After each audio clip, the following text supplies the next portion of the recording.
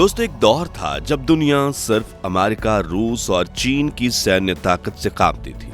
लेकिन अब वक्त बदल चुका है। आज भारत न सिर्फ अपनी सीमाओं पर बल्कि 7 समंदर पार भी अपनी शक्ति का परचम लहरा रहा है। जी हाँ, भारत ने चुपचाप पूरी दुनिया में अपनी मिलिट्री बेस का ऐसा जाल बिछा दिया है कि अगर दुश्मन अरब सागर में छिपा हो, हम उसे मॉरिशस से घेर सकते हैं। अगर खतरा अफगानिस्तान के पास मंडरा रहा हो तो उसे तजाकिस्तान से निपटाया जा सकता है। और अगर पाकिस्तान कश्मीर की सरहद पर हमले की तैयारी कर रहा है तो इंडियन आर्मी पीछे से आकर उसका काम तमाम कर सकती है। आज भारतीय सेना का नाम दुनिया की टॉप 5 सबसे ताकतवर सेनाओं में शामिल है।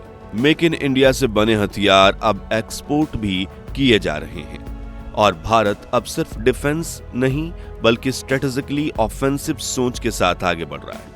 भारतीय सेना ने दुनिया भर में मिलिट्री बेस फैला रखे हैं, वो भी ऐसी सीक्रेट और स्ट्रेटेजिक लोकेशंस पर जिनकी दुश्मन को भनक तक नहीं है। लेकिन सवाल ये उठता है कि दूसरे देश भारत को अपनी यहाँ मिलिट्री बेस बनाने की इजाजत क्यों देते हैं और इस वक्त भारतीय सेना के पास वो कौन कौन से ओवरसीज मिलिट्री बेस हैं जिनके नाम से ही दुश्मन कांप उठते हैं। जानेंगे इस वीडियो में पूरी कहानी। लेकिन उससे पहले अगर आपको भी भारतीय सेना पर गर्व है तो वीडियो को लाइक करने के साथ साथ कमेंट बॉक्स में जय हिंद जरूर लिखें।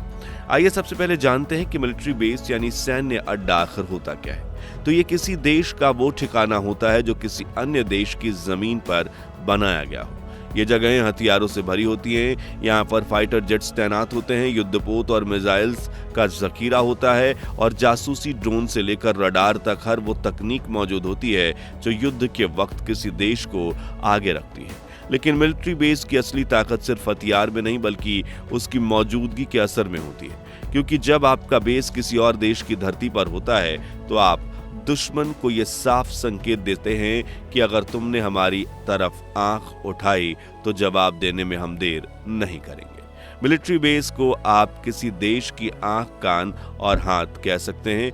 यहीं से दुश्मन की हर हलचल पर नजर रखी जाती है, यहीं से आदेश निकलते हैं और यहीं से मिसाइल लॉन्चर्स के उस बटन को दबाया जाता है जो हजारों किलोमीटर दूर हमला करके दुश्मन को ढेर करने की ताकत रखता है। वैसे तो चीन, अमेरिका और रूस जैसे देश पूरी दुनिया में अपने बेस बनाकर ये गेम सालों से खेलते आ रहे हैं, लेकिन पिछले कुछ सालों में भारत ने भी अपनी सेना को सरहद के भीतर रखने के बजाय दुनिया में फैलाने के लिए कई मिलिट्री बेस अपने नाम किए हैं। पिछले कुछ सालों में भारत ने अपनी कूटनीति के दम पर दुनिया भर में अपने सैन्य अड्डों का जाल बिछाया है। अब कहीं ये बेस दोस्ती के नाम पर हैं तो कई दुश्मन को काबू रखने के लिए। मगर किसी भी देश में मिलिट्री बेस बनाने की परमिशन लेना उतना आसान नहीं होता।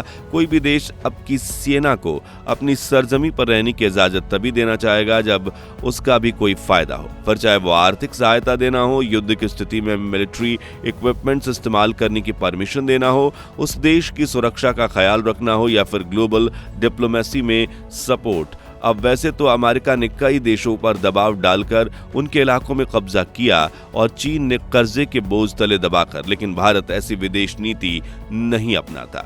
हमने दोस्ती के दम पर दुनिया भर में अपने मिलिट्री नेटवर्क को फैलाया। तो चलिए जानते हैं भारत के उन सीक्रेट मिलिट्री बेसेस के बारे में जिनकी वजह से भारत की गूंज 7 समंदर पार भी सुनाई देती है। फारखोर एयरबेस तजाकिस्तान, जो भारत का पहला और सबसे स्ट्रेटेजिक ओवरसीज मिलिट्री बेस है, जो अफगानिस्तान की सीमा से कुछ ही किलोमीटर की दूरी पर स्थित है।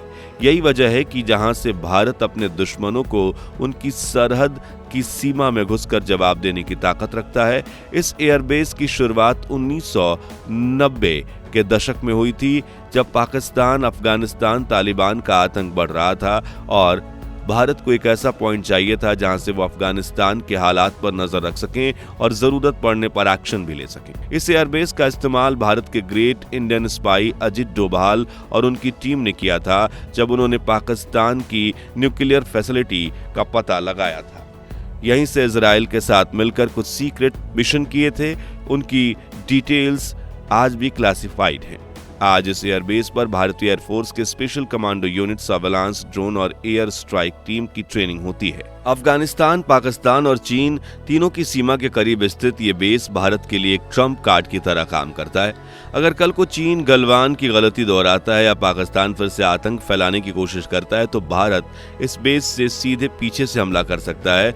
यानी दुश्मन सोचता रहेगा कि खतरा सीमा से है, लेकिन फारखूर से आने वाली तबाही उसकी स्ट्रेटजी ही खत्म कर देगी। आयनी एयरबेस, तजाकिस्तान।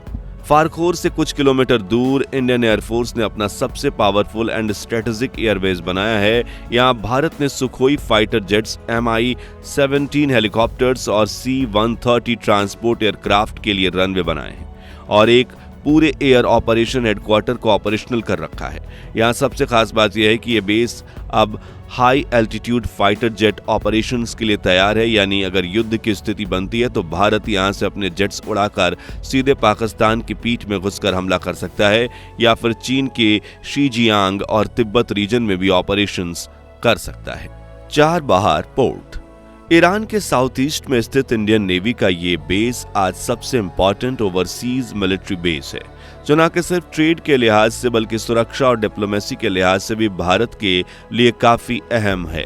और सबसे खास बात यह है कि यह पाकिस्तान में चीन के ग्वादर पोर्ट के बेहद करीब है। जी हाँ, चारबाहार और ग्वादर दो बंदरगाह दो देशों में, लेकिन इनके बीच की दूरी मात्र 170 किलोमीटर है। यानी अगर फ्यूचर में भारत का पाकिस्तान और चीन के साथ युद्ध होता है और वो ग्वादर पोर्ट से भारत के नेवल शिप्स और व्यापारिक जहाजों पर हमला करते हैं तो इंडिया भी चारबाहार से अपने फुल स्केल अटैक लॉन्च कर देगा। यानी इस पोर्ट से अरब सागर में इंडिया की मिलिट्री पावर को बूस्ट मिलती है। Duqm port, Oman. ये सैन्य अड्डा भारत के लिए एक और बेहद अहम रणनीतिक ठिकाना है जो अरब सागर के तट पर स्थित है। भारत ने ओमान सरकार के साथ एक खास समझौते के तहत इस पोर्ट से लॉजिस्टिक और मिलिट्री एक्सेस हासिल की है, जिससे भारतीय नौसेना को वहां पर अपने जहाजों के रखरखाव, ईंधन भरने और ऑपरेशनल तैयारी जैसी सुविधाएं मिलती हैं। इसका सबसे बड़ा फायदा यह है कि यह पोर्ट पर्शियन गल्फ के मुहाने पर मौजूद है। यानी अगर कभी स्ट्रेट ऑफ होर्मुज में कोई तनाव या युद्ध जैसी स्थिति बनती है तो भारतीय नौसेना के पास से ही तेजी से रिएक्ट करने की ताकत मिलती है। यही नहीं, चीन की बढ़ता नेवल एक्टिविटी और ग्वादर पोर्ट जैसे प्रोजेक्ट्स के मुकाबले में दुक्कम पोर्ट भारत के लिए कॉन्ट्रैक्ट पॉइंट है और कंट्रोल पॉइंट भी है, जो भारत को मिडिल एशिया, अफ्रीका और वेस्ट एशिया में अपने सैन्य और व्यापारिक पहुंच बनाए रखने में जबरदस्त मदद करता है। सेशल्स का एम्पसेम्सन्स आइलैंड। हिंद महासागर में बसा यह छोटा सा द्वीप है, लेकिन इसकी अहमियत इतनी बड़ी है कि भारत ने इसे अपना सुपर सीक्रेट मिलिट्री आउटपोस्ट बना रखा है। इंडियन और सेशल्स गवर्नमेंट के बीच हुए डिफेंस एग्रीमेंट के तहत भारत ने यहाँ की एक कोस्टल रडार स्टेशन स्थापित किया जो पूरे हिंद महासागर क्षेत्र पर नजर रखता है, खासकर चीन की हर नेवी मूवमेंट पर। लेकिन भारत का प्लान सिर्फ यहाँ तक सीमित नहीं है। असम्पशंस आइलैंड को भविष्य में एक फुल फ्लेज्ड नेवल बेस के रूप में तब्दील करने की योजना है। इसमें रनवे, हेलीपैड, हथियार डिपो और नेवी ऑफिसर्स के लिए ऑपरेशनल हेडक्वार्टर भी शामिल होगा।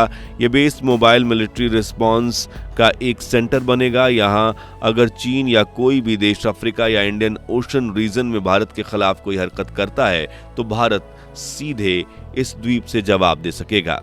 Listening post, Madagascar. 2007 में भारत ने यहां पर अपना पहला overseas electronic intelligence gathering outpost बनाया था, जिसका काम है आसपास के समुद्री क्षेत्रों में होने वाली हर नेवी मूवमेंट, सैटेलाइट ट्रैकिंग और रडार एक्टिविटी पर नजर रखना। इस पोस्ट की सबसे खास बात यह है कि यह चीन की अफ्रीकी देशों में बढ़ती नौसेना मौजूदगी पर सीधा कंट्रोल देता है। यानी चीन अगर अफ्रीका में जिबूती या कोई दूसरी मिलिट्री बेस एक्टिविटी करता है तो भारत को इसकी भनक मेडागास्कर से तुरंत मिल जाती है। Indian airfield, Mauritius. हिंद महासागर में स्थित छोटा सा लेकिन most important island Mauritius Bharat के लिए सिर्फ एक दोस्ताना देश नहीं बल्कि एक स्ट्रेटेजिक जेम है। भारत ने यहाँ एक ऐसा एयरफील्ड बनाया है जो लगभग 3000 मीटर लंबा रनवे रखता है। यानी यहाँ से बड़े फाइटर जेट्स और मिलिट्री कार्गो विमान आसानी से उड़ान भर सकते हैं।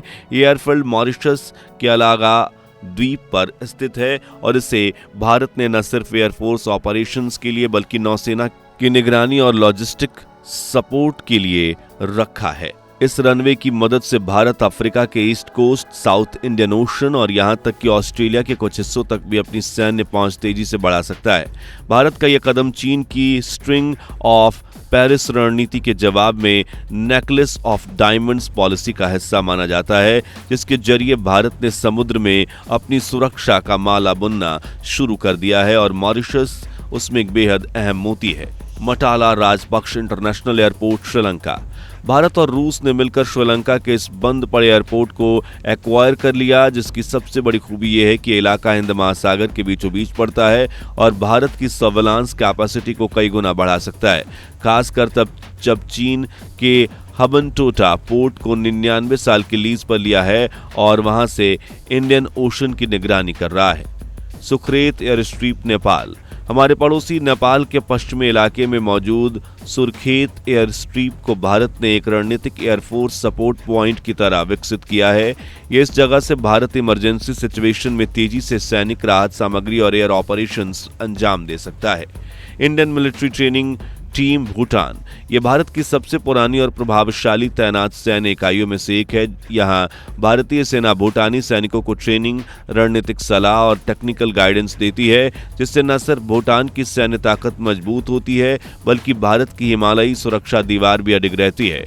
Changi naval base Singapore. Bharat की नौसेना को सिंगापुर के चांगी नेवल बेस में एक्सेस मिला हुआ है, जहां से वो साउथ चाइना सी और मलक्का स्ट्रेट जैसे अत्यंत संवेदनशील समुद्री क्षेत्रों पर नजर रखती है। यह एक्सेस भारत को वैश्विक समुद्री सुरक्षा के फ्रंट लाइन पर खड़ा करता है और चीन की समुद्री घेराबंदी रणनीति को बड़ा जवाब देता है। तो दोस्तों, अगर आपको भी इंडियन आर्मी पर गर्व है तो कमेंट बॉक्स में जय जवान जय हिंद जरूर लिखिए और इस वीडियो को जितना हो सके लाइक शेयर कीजिए। उम्मीद करते हैं 5100 लाइक्स की। और हाँ, इंडियन आर्मी से जुड़े ऐसे ही दिलचस्प वीडियोस के लिए हमारे चैनल को सब्सक्राइब करके पास वाली घंटी जरूर बजा दीजिए। जय हिंद, जय भारत।